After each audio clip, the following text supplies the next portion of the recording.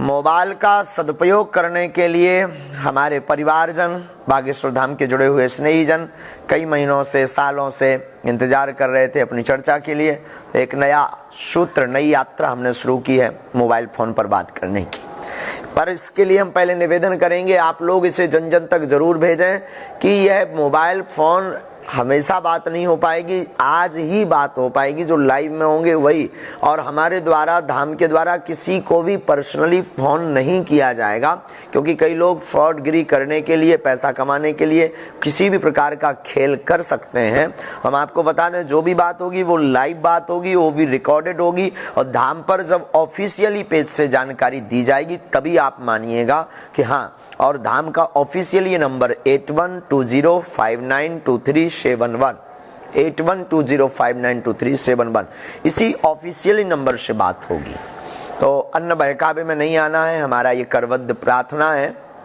दूसरी बात, लाइव पर, कॉल पर चर्चा करने के लिए केवल आशीर्वाद लें। कोई पूजा पाठ समझ में नहीं आ रहा है उसको पूछें। दरबार की चर्चा, अर्जी लगवाना हम प्रार्थना कर देंगे, उसके लिए आपको धाम पर ही आना पड़ेगा। देखो भाई, सिग्नल और सिस्टम तो यही है, सब कुछ आना तो पड़ेगा ही।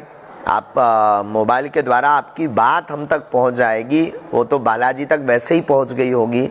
और हम तो कबाड़ी आदमी हैं, बालाजी सब लीलाधर हैं, वो तो सबके मन की जानते हैं। लेकिन आपको कोई नियम समझ में नहीं आ रहा, पूजा कैसी करनी चाहिए ये समझ में नहीं आ रहा, कोई आध्यात्मिक चर्चा का प्रश्न है आपका, या कोई आप अपना अनुभव साझा करना चाहते हैं, उसके लिए मोबाइल फ़ोन का प्रयोग आप करें। अगर आप सोचें कि मोबाइल से अर्जी लग गई, अब तो जय जय हो जाएगी, तो अर्जी के लिए दरबार की एक अलग व्यवस्था है। गद्दी लगती है, दरबार लगता है, उसमें आप बैठेंगे, कृपा होगी। और खूब खुश रहो मेरे पागलो, जुग जुग जियो, काऊ की नज़र ना लगे। बहुत दिन बाद आए हैं इस बार लाइव, कल आए थे, कल तो बहुत थकावट थी, नींद बहुत भरी थी, तो कल तो ठीक से बात नहीं हो पाई, आज थोड़ा ठीक है। चूँकि कथा, ये यज्ञ में हम यजमान बने हैं, खुद यजमान है, और दिन भर कुछ मिलता नहीं है, शाम को प्रसादी पाते हैं तो झम से नींद आती है। आप सब खूब खुश रहो, जुग जुग जियो, आप सब पर बागेश्वर बालाजी की कृपा बनी रहे। धर्म और अध्यात्म जीवन में ठीक उसी प्रकार जरूरी है जिस प्रकार जिंदगी के लिए श्वास जरूरी है, उसी प्रकार जिंदगी जीने की कला के लिए धर्म और अध्यात्म जरूरी है। धर्म और अध्यात्म याद रखना, धर्म अंदर का स्वास्थ्य एकदम ठीक करता है। बाहर के स्वास्थ्य के लिए बुखार हो जाए, कुछ भी हो जाए, तो ये तो आपका मेडिसिन लेनी पड़ेगी, पर धर्म एक ऐसी दवा है, धर्म एक ऐसी औषधि है, धर्म एक ऐसा विषय है जिससे आपका अंदर की बीमारी आपकी जड़ से खत्म हो जाएगी मेरे पागलों। इसलिए हम प्रार्थना करेंगे धार्मिक लोगों से कि धर्म को इतना ही जरूरी है जिंदगी में धार्मिक होना, जितना जरूरी व्यक्ति को यूं मान करके चलिए समाज में रहने के लिए जितना जरूरी तन पर वस्त्र ढकना है, उतना ही जरूरी मन को संतुष्ट, मन को तीव्र करने के लिए धर्म आवश्यक है। मन की बीमारी को ठीक करने के लिए धर्म आवश्यक है। तुम कमाई करके, बहुत बड़े आदमी बन करके, नौकरी करके, पढ़ाई करके तुम पैसा कमा सकते हो मेरे पागलों, रोटी ला सकते हो, रोटी खरीद सकते हो, पर रोटी को पचाने की कला और जिंदगी में स्ट्रेस मुक्त लाइफ, तनाव मुक्त लाइफ, डिप्रेशन मुक्त लाइफ अध्यात्म से ही होगी। अध्यात्म एक ऐसी औषधि है कि जिसने भी अध्यात्म रूपी औषधि को पाया तो उसने खाक में भी अपने आप को शहंशाह समझा।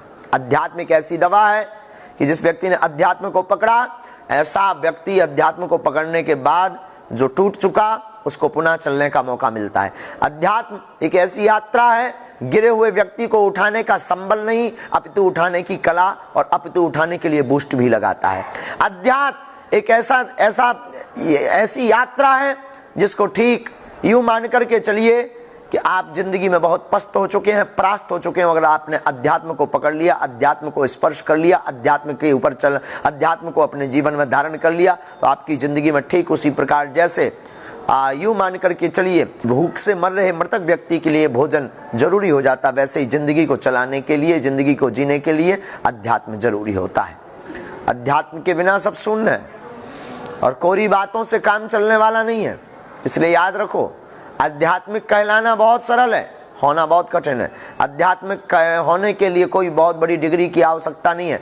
आध्यात्मिक होने के लिए खुद के अध्याय की यात्रा अंतर्मन से प्रारंभ करके और भगवान को, जो आपका इष्ट है, उस इष्ट का ध्यान, गुरु का ध्यान करना प्रारंभ करना ही अध्यात्म यात्रा है।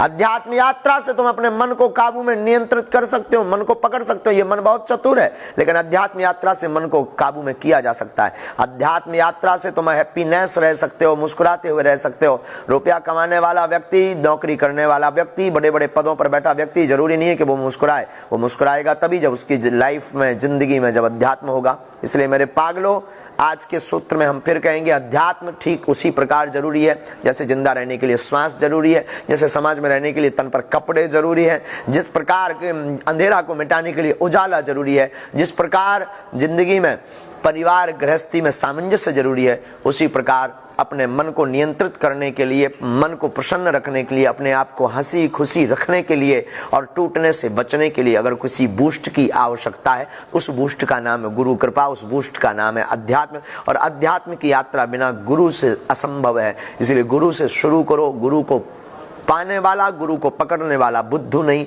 अपितु बुद्ध होता है।